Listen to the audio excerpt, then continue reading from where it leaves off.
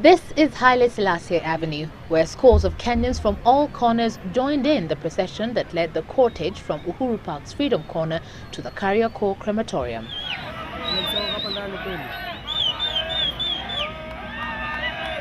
It was midday here, business having come to a complete standstill.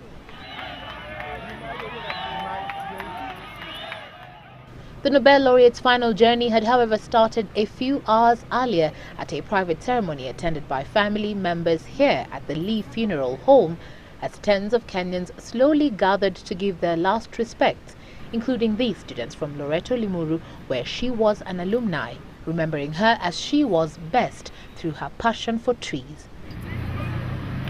And this man, all the way from Kisii, here to pay his final respects.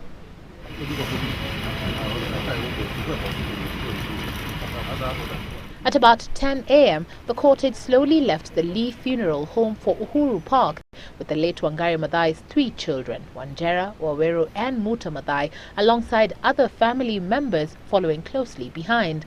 This, the closest one could get to seeing the casket made out of bamboo and papyrus reeds. As the hearse moved slowly to allow Kenyans who had lined up along the streets pay their final respects, before eventually driving into Uhuru Park's Freedom Corner.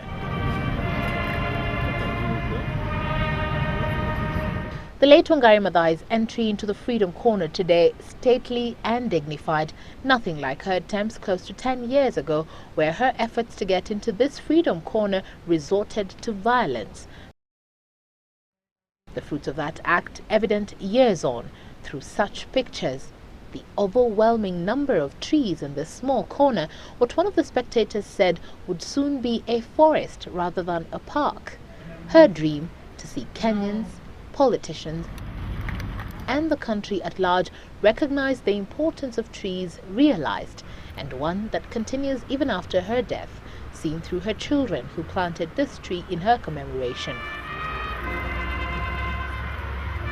Launching a country-wide tree planting exercise that would see over 5,000 seedlings planted. Her casket remained safely tacked in the hearse as per family wishes. My sister, rest in peace. Kenya's most outstanding champion. As the country's top brass hailed her,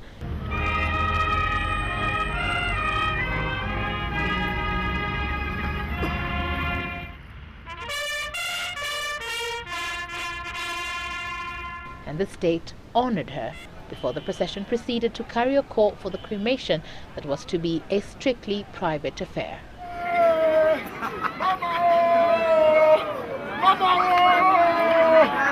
Kenyans coming out in their numbers, and even at some point as the cortege approached the Kariakor Crematorium, demanding to see the body before it finally got in.